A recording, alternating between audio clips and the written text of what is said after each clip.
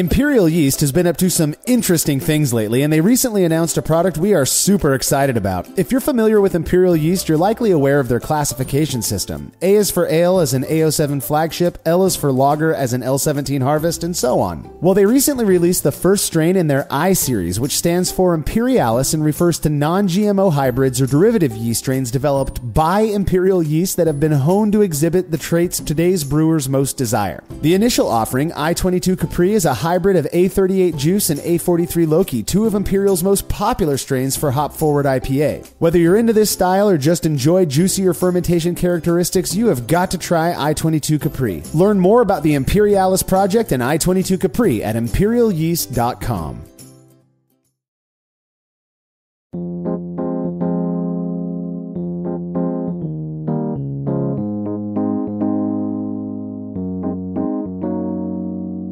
Of the various off flavors that can plague beer, oxidation is viewed by many as being one of the more pesky, as it can occur at various points in the process, and once it's there, well, good luck getting rid of it.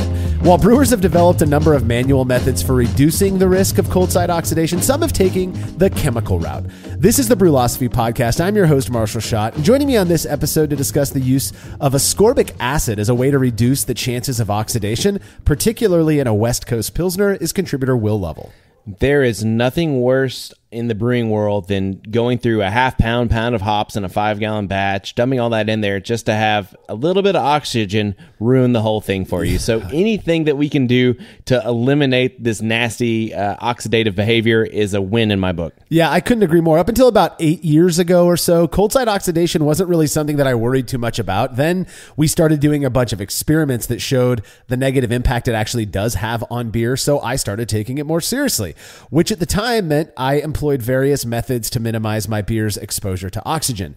It took another few years for me before I learned that certain chemicals could be used to essentially do the same thing, one of which is purported to be ascorbic acid. I look forward to chatting with you about this unique ingredient, Will, as well as the results of an experiment that you performed on the topic.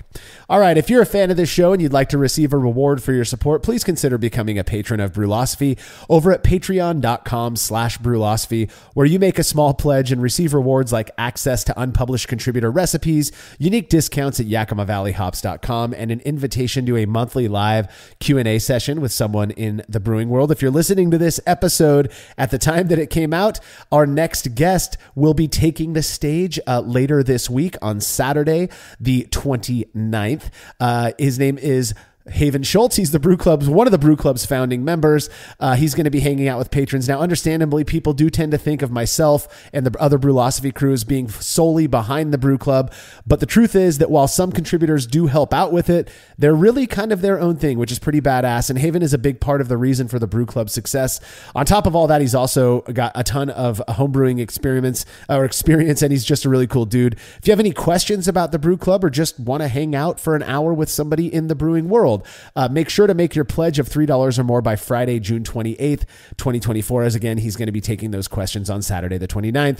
All past sessions are stored on our private Facebook and Patreon pages, so you can go back and watch them whenever you like. Again, that's patreon.com/Brewlosophy. And if you wouldn't mind letting us know what you think about this show by leaving a rating and review in Apple Podcast or wherever it is you listen to podcasts that allows you to do that, we really would appreciate it. It matters a lot to us. By doing so, those who haven't heard of us yet can more easily find the show. Plus, we really do like hearing what you think about how we're doing.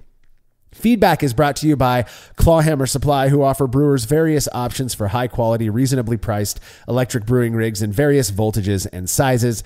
I've used their 120-volt system for 5-gallon batches, as well as their 240-volt system for 10-gallon batches, and both are really awesome. Clawhammer Supply really puts the effort into ensuring their systems do exactly as they are intended to do in as efficient a way as possible. And if you're not ready to make the jump to electric just yet, they also sell 10 and 20-gallon brew-in-a-bag home brewing starter kits. Whatever it is you're looking for, do yourself a favor and visit clawhammersupply.com. We're confident you're going to love their stuff just as much as we do. Listener Bill Hammond wrote in with feedback after listening to episode 247, where my buddies and I reviewed a bunch of New Zealand Pilsners brewed by members of the Brew Club. I cannot believe that was nearly 2 years ago at this point. Anyway, Bill said, I started putting potassium metabisulfite when bottling my hazy IPAs after listening to the Average Brew episode on New Zealand Pilsner, where some of them turned purple. You stated that adding 0.3 grams of this magic powder will help prevent oxidation. Fast forward a little bit, I was getting ready to bottle my latest batch and reached for a box of what should have been empty bottles, but I found it to be a lot heavier than expected. It was filled with bottles from a batch brewed back in October, and this discovery was in April, so these beers were 6 months old. I decided to put a couple in the fridge and try them. While they did lose a bit of their brightness, they were still tasty. Thanks for sharing this helpful bit of information. I wasn't sure if it would work until I did this unplanned test. Oh, man.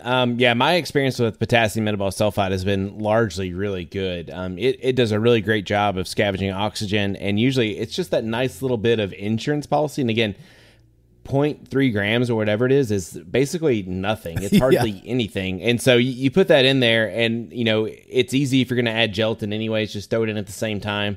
And that helps you scavenge all that little bit of oxygen that's left over. And it really is, a great insurance policy, and it's pretty effective. Both the science and my experience check out with how effective it is, and I'm glad Bill's experience reflects that as well. Bro, I'm telling you, this stuff is truly incredible, and it, like you said, 0.3 grams. It looks like you're adding nothing to a 5-gallon batch of beer, and it just has this effect that we've been able to show over and over again really does seem to mitigate the impact of oxidation, of oxygen being exposed to that beer, especially in styles that are known to be more sensitive to oxygen, like hazy IPA or potentially New Zealand Pilsner. I really am very glad to hear that it's working out for you, Bill. Chalk another one up for science. I absolutely love it. All right, if you have show feedback, you can send it to feedback@brewlosophy.com or drop us a line on social media. When we're back from this break, our focus is going to be on the use of ascorbic acid to mitigate the negative impact of cold side oxidation.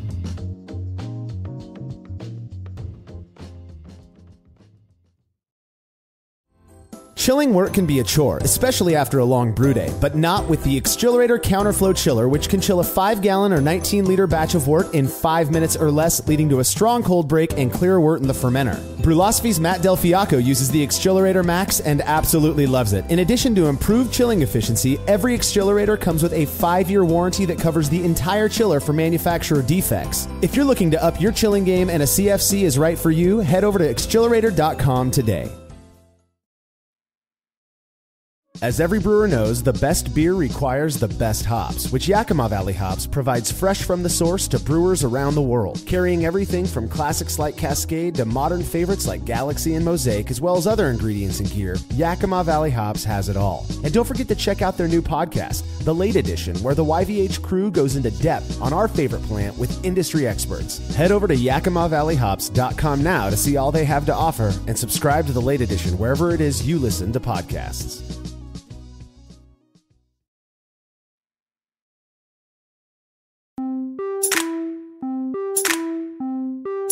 I have no doubt that some, or perhaps even most, of the beers that I brewed up until about 2015 or so were on some level oxidized, as I was pretty willy-nilly with my whole process and paid very little attention to oxygen exposure at all. When I started to notice that my hoppier beers were losing their oomph and tasting a bit sweeter than I'd hoped for after just a couple of weeks of being on tap, I began to look for the culprit, and that's when I realized it was cold side oxidation. Now, I started employing various methods like pressurized transfers and such that have helped massively. But a few years later, I learned certain chemicals could be used to achieve essentially the same ends. Full disclosure, I have no personal experience at all with ascorbic acid other than eating, oranges and such. So I'm looking forward to learning something from you today, Will. And I'll start by asking, what exactly is ascorbic acid anyway? Well, most people know ascorbic acid is vitamin C, and vitamin C is, again, the same thing you find in many fruits and vegetables. Normally I think about oranges and grapefruit, but apparently it's in bell peppers, Brussels sprouts, cabbage, and broccoli as well. Apparently they're all loaded with the stuff. It's a very effective chemical antioxidant, though in more in the beverage and food world. So, that's why some people will spray vegetables and things with ascorbic acid solution. Yeah, I've actually was shocked to hear that bell peppers have more vitamin C than oranges. But, you think about, vitamin C in general, and I think the history of the sailors back in the day who were getting scurvy because of a lack of vitamin C, and they started eating things were high in vitamin C, and it made them better. Why is that? It's because of the way vitamin C interacts with the cells around it and such, which we're going to get into in a bit. But what we know is that it consumes any free oxygen and thus prevents oxidative enzymes from reacting. It's why ascorbic acid is so commonly found on ingredients lists of so many of the foods that we regularly eat because because of its antioxidative powers. It is a very effective chemical antioxidant that's used to prevent browning in various food products. You could sprinkle some on cut potatoes and you're not going to get browning anymore. Now, you wouldn't really sprinkle it. You'd put it in some water and such, but it is a very effective antioxidant. And that is the reason that brewers have begun to focus on it a little bit more. Now, before we get too deep into the whole ascorbic acid thing, let's talk a little bit about cold side oxidation. I know this is a topic that we've covered umpteen times in the past, but I feel like it deserves some focus here.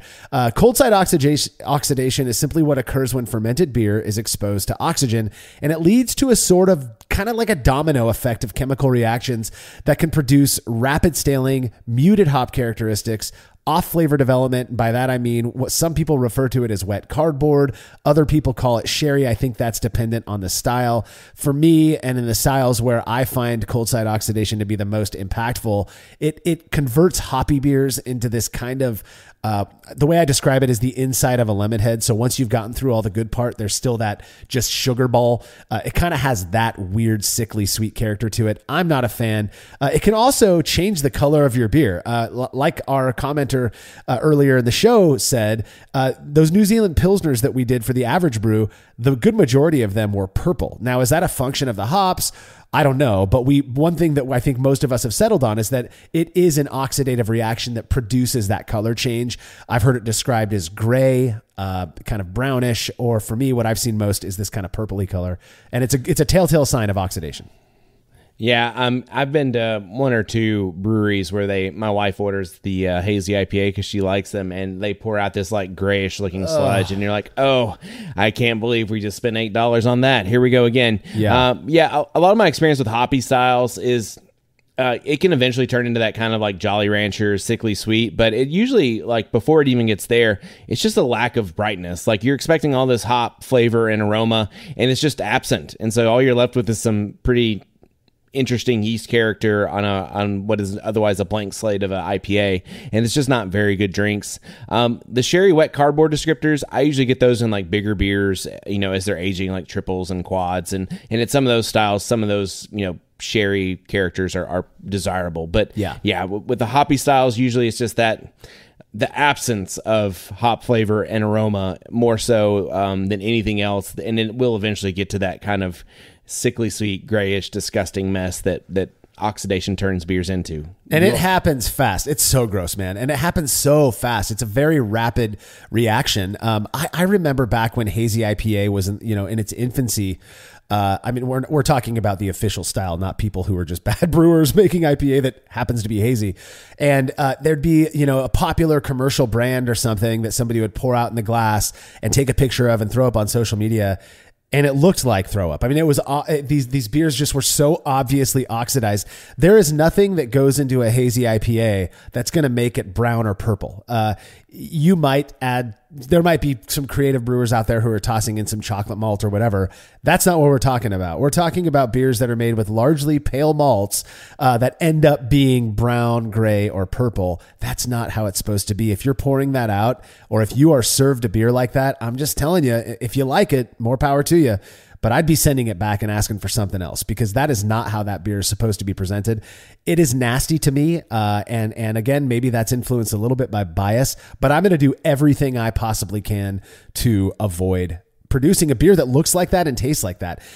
Like I mentioned earlier, the main route that I took, and I think most of us at Brewlosophy at least still generally practice these things, are manual methods for preventing oxidation. Things like cold crashing under pressure, doing all closed pressurized transfers with CO2, purging our final package, whether that's kegs, bottles, ox bar kegs, whatever it might be, cans, purging with CO2, because that CO2 isn't going to have that oxidative reaction with the beer. And those are methods that are relatively easy to employ, though you find, new brewers aren't necessarily doing a lot of those types of things. And maybe that's just part of the process of growing as a brewer. But those things have helped immensely. And we've shown by employing those practices, when you're comparing, a hazy IPA made using those practices to one where you're not doing that stuff, it does seem to have an impact. So there are manual methods that work just fine.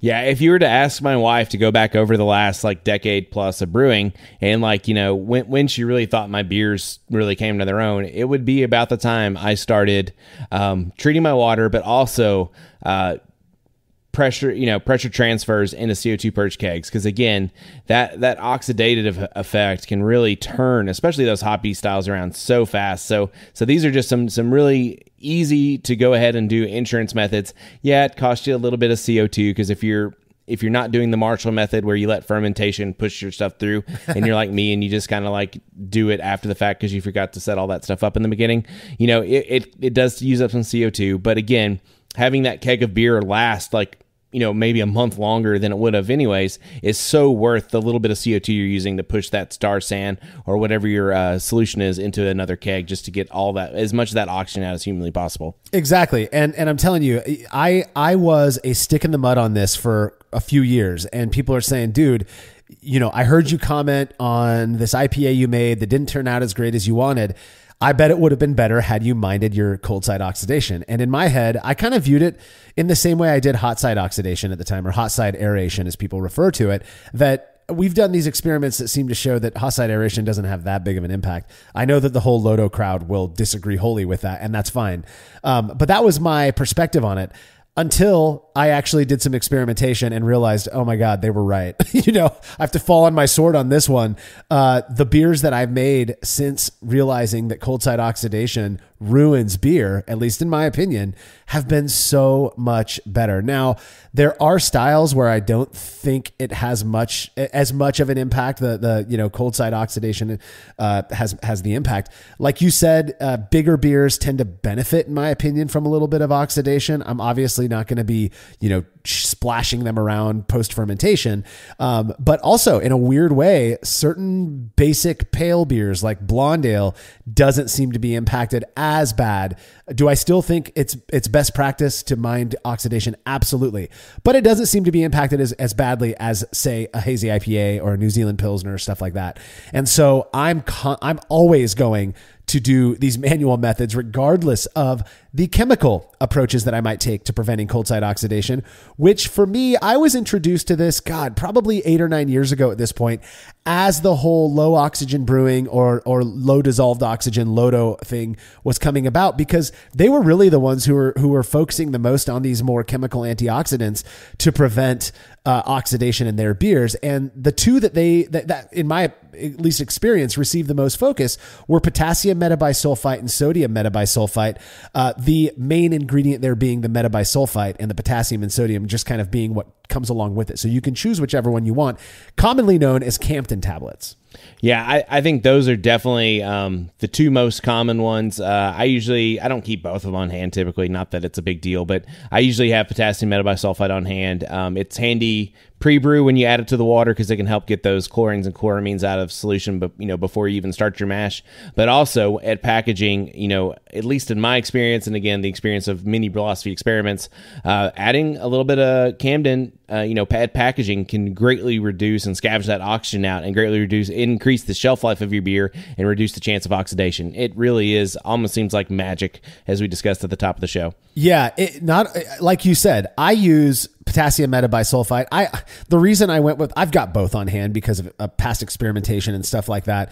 But my preference is for potassium metabisulfite only because people were talking about who needs to add more sodium to their beer. That could have a flavor impact. You are using so little that I'd contend that you're not tasting the actual SMB or PMB in your beer. But regardless, I've gone the potassium route. And I use it to pre-treat my water before brewing. And then if I'm making a style that I really want to ensure does not, oxidize in the keg, even with my manual methods for preventing CSO, that oxidation, I will still add just a little pinch of, like I said, 0.3 grams for a 5-gallon batch of potassium metabisulfite. And man, I'll tell you, the shelf life of my hoppy beers, regardless of whether it's clear West Coast IPA or a hazy IPA, has improved massively since doing this. But there are other chemicals that brewers will talk about using, as a preventative measure for oxidation. One of the more curious ones, and I'm not entirely sure how it works, what the process is, but it's called Brutan B. And my understanding is that this is actually a sort of a tannic compound. It's like a tannin that you add, or tannic acid. And when you add that to your beer, you can actually add it during the mash, and it will still purportedly decrease the risks of cold side oxidation, unless I'm misunderstood on what exactly or how exactly Brutan B works. I don't know. Yeah, I'm not a Brutan B expert, but you're right. You do add it to the mash, and supposedly it's supposed to go in there and kind of reduce those like oxidative compounds, stop them there before they can go along further in the process. So, it's not something I have a ton of experience with, but I do know that we have some articles out there on it. Yeah, and we've got a couple of past contributors who, again, used it as a matter of course. It has a really weird quality of making the foam during the boil, that hot break, kind of pink looking. I'm not sure what contributes to that, but if you see that, you haven't ruined your beer. I promise, it's all good. Maybe that is part of that oxidative reaction. Who knows, right? But it is something that I know some brewers are using regularly in their brewing. I've never used this stuff. I've never even seen it in real life, but again, just wanted to point that out. But the focus of this show is on ascorbic acid, again, vitamin C, as a means of preventing cold side oxidation. Let's talk a little bit about how a brewer might go about, or why they might go about using ascorbic acid in this way. So ascorbic acid is one of those things. I think when I started reading about it, there's a lot of research with it in the wine industry. And, one thing to note when you're using ascorbic acid, just a fun little aside, is that it doesn't work without sulfur being present. So thankfully the brewing process has sulfur going along with it. So the wine industry will typically pair it with potassium metabisulfite and sodium metabisulfite. From my understanding, you don't need that in beer to make it work. But yeah, you can use it at various points in the process. Some people use it in the mash. There's some people out there in the Lodo world that believe that, supposedly it reduces reactive oxidant species along with reductones and enediol. Sorry if I mispronounced that, but all those things help create longer shelf life when you add to the mash. But, probably more popular, and if you read the package, is adding it at the point of packaging. Because again, it can scrub through, it has that antioxidant quality that can scrub through that oxygen as well. Yeah, exactly. And now I have not used ascorbic acid in my brewing. I've eaten tons of food that has ascorbic acid in it. I get it, vitamin C, but I've never used it in my beer. So in doing a little bit of research, what I found is that it basically does the same thing in beer that it does when added to food. And that's part of the reason brewers have started to use it, is that it takes up any free oxygen that may have been introduced on the cold side. So during the packaging process, really, and then it leads to this redox reaction that prevents the beer from being oxidized. It's just as easy to use as PMB or SMB. And so if you can get away with doing that, what some brewers will contend is that why add sulfites to beer, which we know some people are sensitive to, when I can use ascorbic acid for the same exact reasons and, achieve the same ends, ostensibly at least. And it's just as easy to use. You're using a little bit more than you might. I believe the going amount that you would use of ascorbic acid in a 5-gallon batch of finished beer would be something like 6 to 7 grams as opposed to 0.3 grams. Is that contributing a flavor component? We don't know. But people contend that it does the same thing for the oxidation, for protecting that beer from cold side oxidation, as sulfites like PMB and SMB.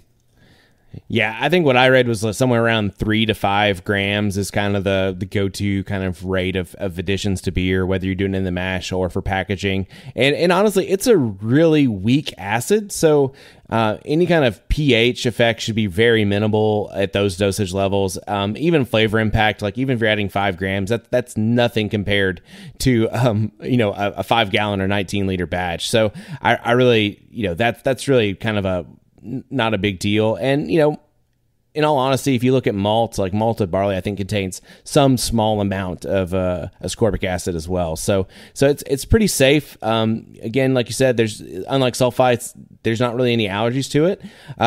So it seems like a pretty good way to go if you're worried about, sulfite sensitivities and things like that. Yeah, I'll tell you, I have a big bag of potassium metabisulfite that I bought actually for cider making, and for the purposes of cider, you're using it to retard the yeast activity, right? Before back sweetening. That's at least the reason that I use it. I pair it with sorbate, potassium sorbate. And in doing that, you're halting that yeast activity so that it doesn't ferment whatever sweet stuff you add to the cider, to make it taste good. Now, I have this huge bag of it, and there was one time I was just opening, it was a little zipper top bag, opening it up to add it to my cider, and a little poof of that PMB came out of it. And I went into an asthmatic shock. I'm not an asthmatic shock, but my asthma kicked in. I have exercise induced asthma, so it's not a life threatening thing for me, but I had to go take my inhaler. I was sneezing. My eyes were watering. That won't happen with ascorbic acid. I'm sure if somebody throws a bunch of that powder in your face, you might have an allergic reaction or at least start sneezing. But man, the effect of that sulfite, you feel it. That's not an issue with ascorbic acid, at least purportedly. And so that would be one reason you might opt to go this route if it's equally as effective as sulfites for reducing the risk of cold side oxidation. Now, in the experiment that we're going to talk about in the next segment, you opted to go with a West Coast Pilsner, which is not a real style, at least yet, according to the BJCP. Just a bit of a description on this style. It's basically a German Pilsner that's heavily hopped with modern varieties, typically later in the process, like Whirlpool dip hop and almost certainly in the dry hop.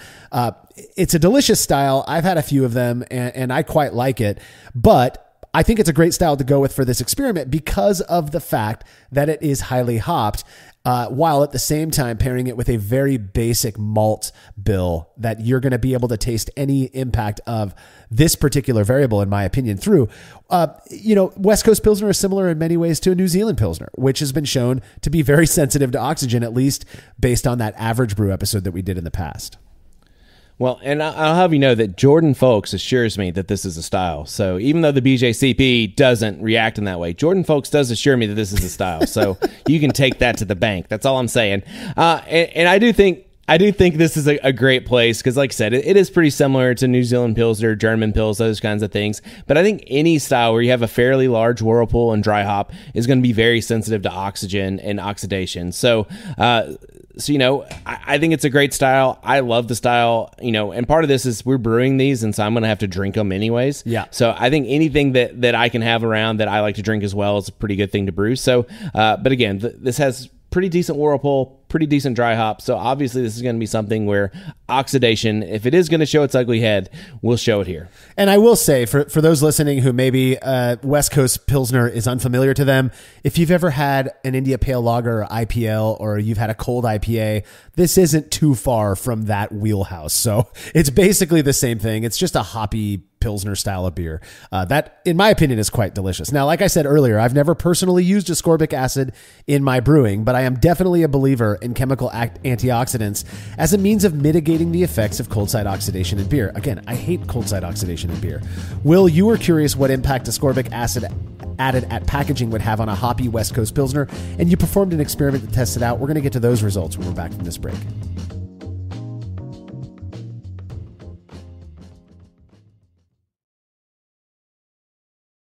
There's no denying that stainless steel is the best material for brewing equipment, and Delta Brewing Systems offers some of the lowest prices on high-quality stainless gear, like the Firm Tank, which in addition to holding 8 gallons or 30 liters of wort, comes with a domed lid to even further reduce the chances of a messy blow-off. Plus, it can hold up to 4 psi of pressure for closed transfers. Delta Brewing Systems also has their own line of brew kettles, as well as one of the lowest-priced all-in-one electric brewing systems out there, and their prices are shockingly low. If you're in the market for legit stainless gear that won't break the bank, do yourself a favor and head over to deltabrewingsystems.com today. After a long brew day, the last thing I want to do is waste more time chilling wort. I've tried so many different options, and ultimately I settled on the super efficient immersion chillers made by Jaded Brewing. With the King Cobra and Hydra, I'm able to chill my entire batch of wort from boiling to just a few degrees above groundwater temperature in as little as 6 minutes. If an immersion chiller is right for your brewery, then do yourself a favor and check out all of the rad options Jaded Brewing has to offer at jadedbrewing.com. And be sure to let them know Brewlosophy sent you.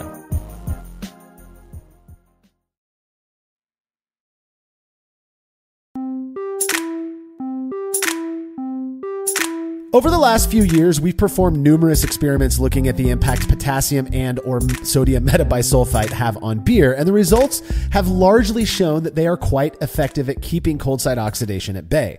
In response to those results, many people began pointing out that ascorbic acid works just as well without adding those sulfites to beer, making it a better option all around. Now, I'll be honest, I don't recall ascorbic acid coming up in conversations about beer, whether it was for reducing hot side aeration or cold side oxidation, up until like 5 or 6 years ago. I'm sure there were people out there messing around with it, but it didn't become a hot topic in the world that I'm in, at least in brewing, until about 5 or 6 years ago. Now, Will, you decided to test this out for yourself.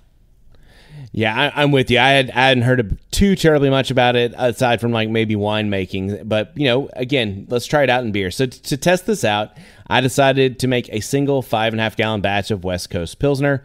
And then I was going to split this into 2 of my smaller polyurethane kegs at the packaging. So this recipe was pretty simple. It's 91% Tex Malt Llano Pilsner malt, 7% Tex Malt Denton County wheat malt, and 2% Victory malt. To get this going, I mashed this malt bill in at 152F or 67C for 60 minutes. And when the mash was complete, I removed grains and proceeded to boil wort for 60 minutes.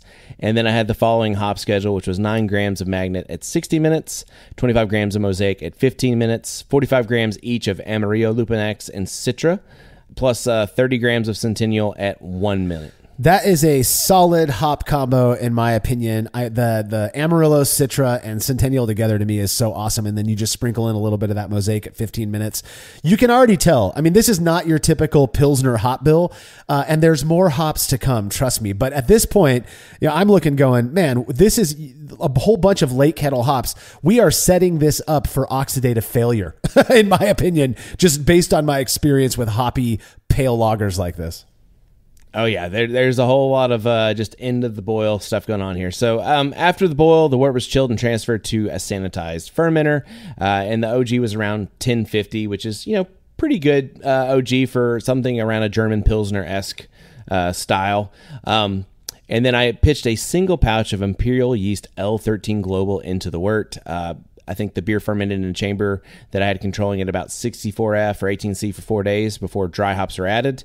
And we dry hopped with 30 grams each of Amarillo Lupimax, Citra Lupimax, and Centennial, plus another 28 grams of Mosaic.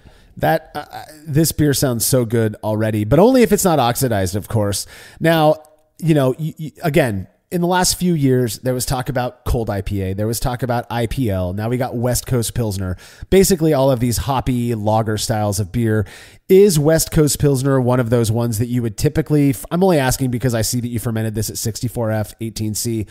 Are people fermenting their West Coast Pils a little bit warmer with these lager strains, or is it more traditionally recommended to ferment them cooler? Do you know? So, Jordan Folks, who is the Brewlosophy aficionado of all things West Coast Pils, the way he makes his is he actually does a more traditional lagering method, but he is much more traditionalist than I am, and I tend to go out on the less traditional side of things.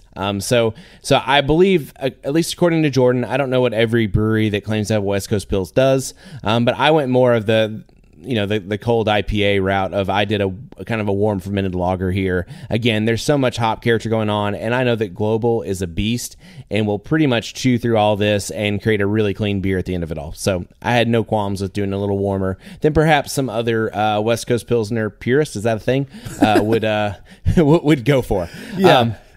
Well, that's what I was going to say is that we've shown that Global, which is the Weihenstephaner lager strain, it's apparently the most popular lager strain in the world. It is insanely robust. We've compared beers that were fermented at 50 degrees F or 10 C to one fermented at 68 F or even warmer, which is about 20 C, and people can't tell them apart. The purists out there will argue to the death that they would be able to if they were served these beers, but there's a reason they're not the ones doing this, right? My argument is that 64F for Global, regardless of the style, even if it's a basic Helles or Pilsner, chances are it's going to be very clean, have no esters, no off flavors. So I think it's a good temperature for this experiment. Right, and if there was the offshoot of an ester here or there, this is the kind of style that it would be welcome in. Exactly. So really, no harm, no foul. But again, I have no problem doing a Helles at 64F with Global because it's just such a clean thing. So after 3 days, when activity was absent, which means about a week total, I took a hydrometer measurement showing that my final gravity was at 1011, which put me at about 5.1% ABV. So a nice little 5.1%, West Coast Pils here. It's so far looking like it's going to be a delicious thing so long as we don't oxidize it somewhere in this process. I would drink it. Yeah, for sure. I mean, I would drink it fresh at least, but so long, like you said, so long as there's no gross purple oxidation impact on this beer. I'm unfortunately fearing, though, the direction this is heading because of my experience with those New Zealand Pilsners from that average brew. I mean, they were so purple and oxidized. It was wild. So there's a reason I only did a 5.5 gallon batch and split it, because I was a little concerned about the results of this experiment. Well, because when we get to the variable, I opted not to purge my polyurethane kegs that I put this in. So basically, there was no CO2 purge in these kegs. I filled them full of star sand, shook it around, dumped out the star sand. Again, we're focusing on cold side oxidation, so we're going full tilt. We're going to do what we can. I added 2.7 grams, approximately half a teaspoon of ascorbic acid to one of the kegs, and then transferred half the beer, about 2.5 gallons, to it. And while the other half beer was transferred into a non-purged keg that contained no chemical antioxidants. Feeling good about this so far. Yay. Well, and here's the thing. People will say, "Oh, why didn't you do your normal process and purge the kegs?" Because our goal with this one, at least our first experiment with ascorbic acid for CSO, is to see, will it counteract the very obvious oxygen exposure that's occurring by racking fermented beer into a non-purged keg. If it is as powerful as the potassium or sodium metabisulfite that we've done basically the same experiments with, then we should see some sort of a difference here because that oxygen exposure is real, and the ascorbic acid ostensibly is going to take up that oxygen so that it doesn't have its negative impact. I like this design as much as other people might not because of that reason. As the person that's going to have to drink these beers, Marshall, I wasn't thrilled with the design, but in the spirit of science, here we are. Here we are. So I put these Oxbar kegs on gas in my kegerator and left them to condition for 3 weeks before they were ready for evaluation. Now, we talk about this all the time. There's an approach that we take prior to serving the beers to blind tasters. And by blind, we just mean they don't know what the variable that we're testing is. We'll tell them the style if they ask, but we're not going to tell them what it was we're actually testing out here. But what we do is we take 5, what we refer to as semi-blind triangle tests, where we have somebody else serve us 3 beers, the 3 beers in a triangle test, and we make the attempt ourselves to try to figure out which the odd beer out is. And in this case, you did 5 personal triangle tests. How many of them were you right on? Were you able to identify the odd beer out? So I only identified the odd beer out 2 out of 5 times. And, these beers were perceptibly identical.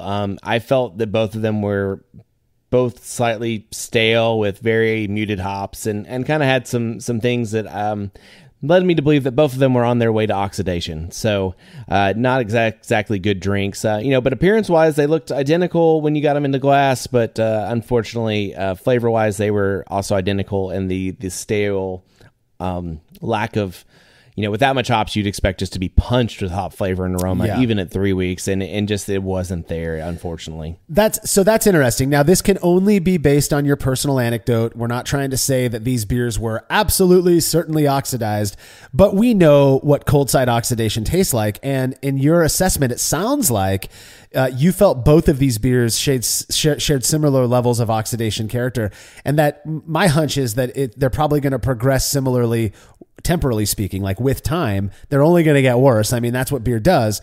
So would you say, just based purely on your anecdotal experience in these, semi-blind triangle tests, would you say that the ascorbic acid just seemed to have no real effect on the beer, or?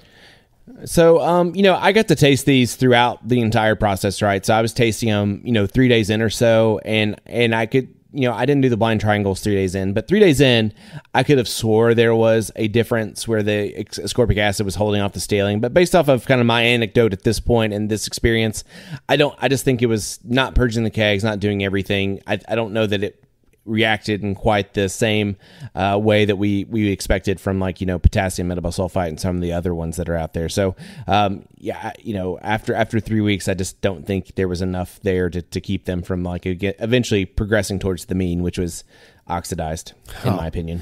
Yeah, that is really interesting to me. Now 99% of other beer and brewing outfits out there, understandably, this is where they would stop, is the brewer did this experiment and tasted the beers side by side and provided their assessment and their feedback. And as much as I trust you, Will, there's a part of me that's going, well, what would other people think? That is exactly why we do the blind triangle test route. And in this case, you served these beers to 21 participants, out of whom we would expect 12 to be accurate in order for us to say with some level of confidence, right, that the variable did seem to have a noticeable or perceptible impact in this scenario. And in this case, out of the 21 participants who you served the triangle test to, how many actually were able to identify the odd beer out? So we had 8 testers, which is about 30% of the 21 participants, and which means that this was not significant. So tasters could not reliably tell these beers apart, which, again, I'm with them. I couldn't really reliably tell them apart either. It just kind of, by the time I got around to serving these, giving the ascorbic acid a chance to do or not do what it's going to do, they were both very similar in the way that they were kind of that muted hop flavor and aroma. Not quite the sickly sweet disgusting yet, but it was definitely not the hoppy West Coast Pils that I was really excited to drink based off of that hop bill. Yeah. First off, I'm sorry that you had, 5 gallons of this beer that basically tastes the same, oxidized, as it were, that you had to drink or toss. Did you end up tossing the beers, by the way? Yeah. After I got done, as soon as something came along to fill the space, I tossed these pretty fast. They weren't really, again, if you've ever had hazy IPA or any kind of IPA or any kind of hoppy style where, the hops are kind of gone and all you're really left with is kind of a not much of anything malt bill, and because what was it? It was Pilsner malt, wheat, and Victory malts. Like, that's not just a great hop bill to go around with no hop backbone at this point. So yeah, they got dumped pretty fast. Yeah, it's just so interesting to me because of the things that we've heard from other people about ascorbic acid and the prevalence of its use in the food industry for this very reason, right? To reduce browning reactions and be caused by oxidation. My expectation was fully that it would just be right in line with what we've seen with the potassium and sodium metabisulfite experiences and experiments, in fact. So the fact that this returned a non-significant result really does suggest to me that, one, it really appears that one argument could be made. We should say this, that neither of the beers were oxidized despite your packaging process, which was not very good. Let's arguably, right? You didn't purge your kegs or anything like that. one could still contend that, hey, look, they weren't purple. The beers are yellow and they look pretty. They're a bit hazy, but other than that, they don't look oxidized. So arguably neither was oxidized and your recipe just sucked. But we know the flavor of cold side oxidation. This beer should have been really bright, poppy with hops and fresh tasting. And you're saying that it really wasn't. They both had that kind of muted hop flavor. The malt character was more emphasized than the hops were after just a couple weeks in the keg, which leads me to believe, again, presumptively, that both beers were equally as oxidative, which then leads me to believe that the ascorbic acid just didn't have the impact that we were hoping for. And that's despite the fact that you used 10 times more of this compound than you do ascorbic or that you do metabisulfite. Fascinating result to me. Yeah. And it could be, if you minded all your P's and Q's, that ascorbic acid is a nice little insurance policy for down the road with packaging. And it's just that by not doing anything to prevent oxidation, like, not purging the kegs, not doing everything, it just didn't have enough in there to kind of offset that much O2. It wasn't enough of an antioxidant in this amount. I think that argument can be made. It does have to have sulfur present, which is usually a product of fermentation, so normally we don't know that. But maybe if you would have added a touch of potassium metabisulfite, which now you're introducing a new variable, it would have responded better and even helped further down the line. But then again, how much of that is the ascorbic and the potassium metabisulfite? That's hard to really kind of sleuth out. But so I'm not saying it doesn't do anything. We do know it's an antioxidant. I'm sure it scrubbed some oxygen in there. And based off of my kind of 3 days in or so experience, I think it worked to a point. I just think there was just a lot of frivolous habits going on that impacted the oxygen in that beer. That it just couldn't quite overcome all that. Yeah. So here's where I'm at with this. After thinking about these results, first off, I'm just going to go ahead and agree with the results that in this case, at least, given the process you took and the amount of ascorbic acid you used, it did not seem to have the intended impact. So I'll accept that.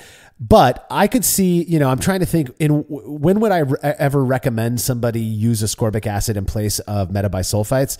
Well, if you happen to be sensitive to sulfites or you are brewing for people who are, and you're, utilizing or employing these other manual methods for reducing cold side oxidation, I could absolutely see, using a little bit of ascorbic acid at packaging as insurance, just to again, whatever oxygen is exposed to your beer, as minimal as that might be, during the packaging process or whatever, maybe adding a little bit of ascorbic acid will take that up and again, just used as insurance to ensure longevity of your beer.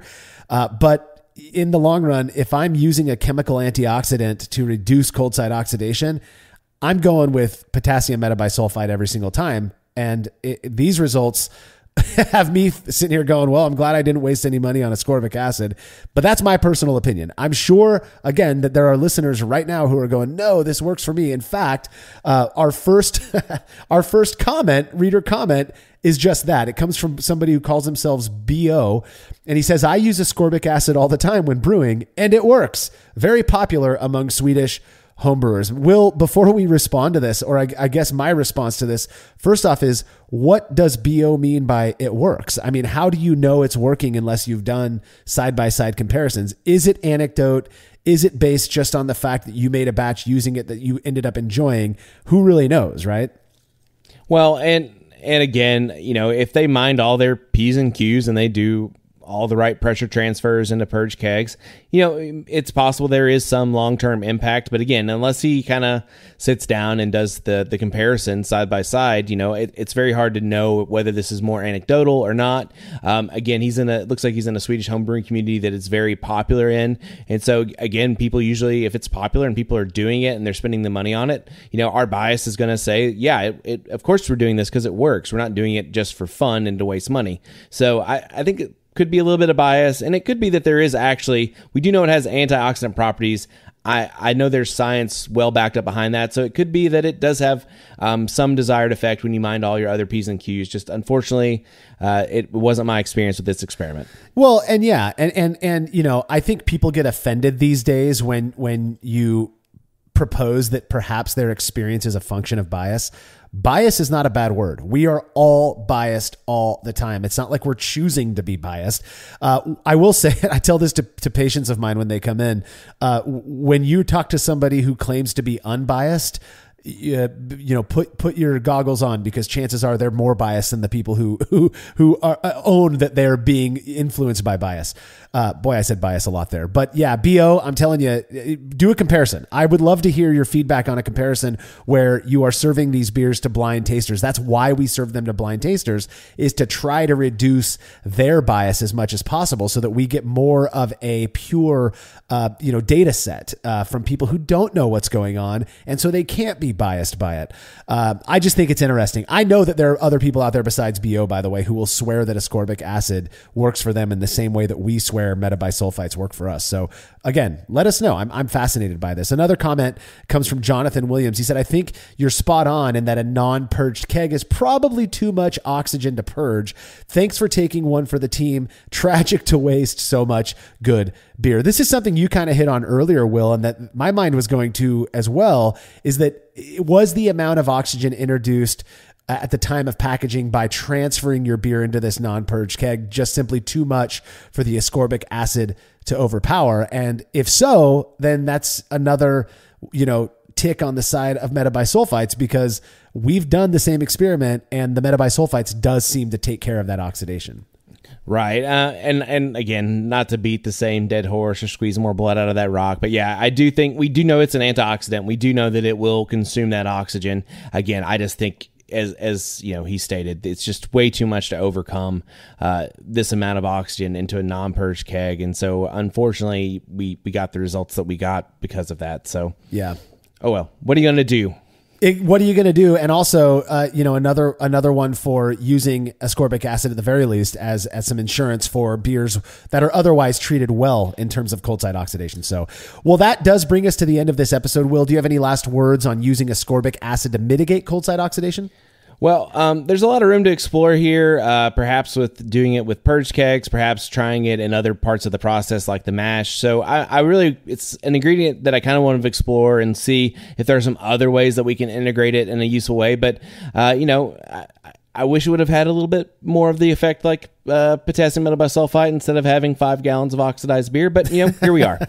Yeah, and in the same way, I wish it would have had the effect as well, but only because I totally understand the concern with adding sulfites to consumable beverages. I know that some people get headaches because of that, and it would have been great to be able to recommend to people, just use ascorbic acid. It does the exact same thing.